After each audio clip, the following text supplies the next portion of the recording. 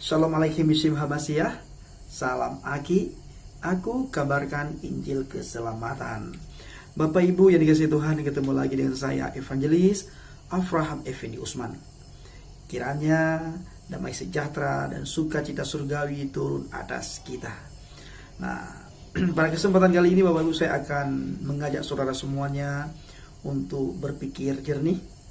Dan sebelumnya, letakkan hati dan pikiran saudara di tempat yang netral, sehingga saudara bisa menemukan kebenaran. Sehingga dengan kebenaran itu kita bisa dimerdekakan. Selama ini kita sering sekali ditanyakan oleh saudara kita seberang.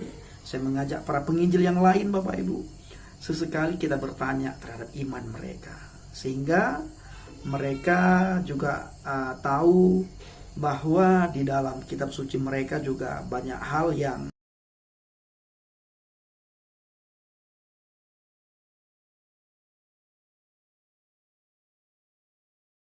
Alkitab, Bapak Ibu, mereka sering berkata kepada kita bahwa kitab suci yang kita imani ini itu sudah tidak asli lagi karena sudah diterjemahkan ke dalam berbagai bahasa ibu. Nah, tetapi kita bersyukur sekali kepada Tuhan, dengan diizinkannya ya Alkitab diterjemahkan ke berbagai bahasa ibu, kita bisa memahami. Yang pertama, kita mudah membaca, kita mudah mengerti, kita mudah memahami, dan kita mudah melakukan. Walaupun kadang-kadang kita tidak memahami, kurang mengerti karena pengetahuan kita tidak sampai ke situ, kita bisa mempertanyakan ayat demi ayat kepada para hamba Tuhan, para pendeta dan juga penginjil serta pastor. Nah, mereka dengan pengetahuan yang mereka miliki, mereka akan menjelaskan dan menerangkan kepada kita ayat demi ayat mana yang kita tidak pahami. Nah, berbeda sekali dengan iman saya dulu, Bapak Ibu. Iman saya dulu itu tidak boleh bertanya secara ekstrim, malah dilarang. Di iman percaya saya dulu itu tidak boleh menanyakan tentang Islam itu secara detail, baik mengenai Al-Quran maupun mengenai hadis. Apa yang tertulis ya itu yang harus kita imankan, yang harus kami imani dulu. Nah, kalau menurut tulisannya ini Ustadz menjelaskannya itu, nah kami tidak boleh bertanya secara detail, secara ekstrim, tidak boleh. Nah, sebagaimana saya katakan barusan, kita bersyukur dengan diterjemahkan Alkitab ke berbagai bahasa ibu. Kita bisa membaca, kita bisa memahami, kita bisa mengerti, dan kita bisa mudah melakukan. Di iman percaya saya dulu, Bapak Ibu, ada ayat-ayat tertentu yang tidak ada artinya sama sekali. Tetapi ayat itu bisa dibaca. Kalau ditanyakan arti, tidak ada yang tahu. Pernah waktu itu kami bertanya kepada Ustadz, lalu Ustadz kami berkata, ayat tersebut hanya Allah yang tahu. Contoh di dalam surat Al-Fusilat, tulisannya Bapak Ibu, Hamim. Nah, Hamim itu dua huruf mati, Ha dan Mim, tidak ada artinya. Nah, kalau ayat ini ditanyakan kepada Ustadz juga akan menjawab hanya Allah yang tahu. Nah, ketika Ustadz berkata hanya Allah yang tahu, ya buat cukup. Kami tidak perlu menanyakan sedetil kenapa Allah memberikan ayat yang tidak kita ketahui makna dan artinya. Nah, Ustadz kami tidak menjawab, Bapak Ibu. Dan kami juga tidak boleh menanyakan sedetil mungkin. Yang selanjutnya Bapak Ibu ya, di dalam surat Al-Fusilat sudah saya bacakan, Hamim, tidak ada arti ya. Yang selanjutnya di dalam surat Yasin, nah itu juga tidak ada artinya, Bapak Ibu. Bisa dibaca, tapi tidak ada orang yang tahu arti, tidak ada orang yang tahu makna. Yasin, tidak ada arti, tidak ada orang yang tahu makna. Kalau mereka bertanya kepada Ustadz berkata hanya Allah yang tahu. Nah, pertanyaannya, kenapa Allah kenapa Allah berfirman, tetapi kita manusia tidak boleh tahu, kita manusia tidak tahu, hanya Allah yang tahu. Sementara bisa dibaca. Nah, yang selanjutnya Bapak Ibu dalam surat Al-Ankabut itu ada 3 huruf, alif lam mim. Alif lam mim. Tidak ada artinya. Bisa dibaca, tidak ada artinya. Itu juga sama, hanya Allah yang tahu. Yang selanjutnya Bapak Ibu di dalam surat Al-Qasas 3 huruf juga, huruf mati. Sin mim. Bisa baca, tidak tahu arti. Kalau ditanya, hanya Allah yang tahu. Itu jawabannya. Yang berikutnya Bapak Ibu yang dikasih Tuhan, surat Thaha. 2 huruf mati, bisa dibaca, tidak ada yang tahu arti kecuali Allah. Thaha.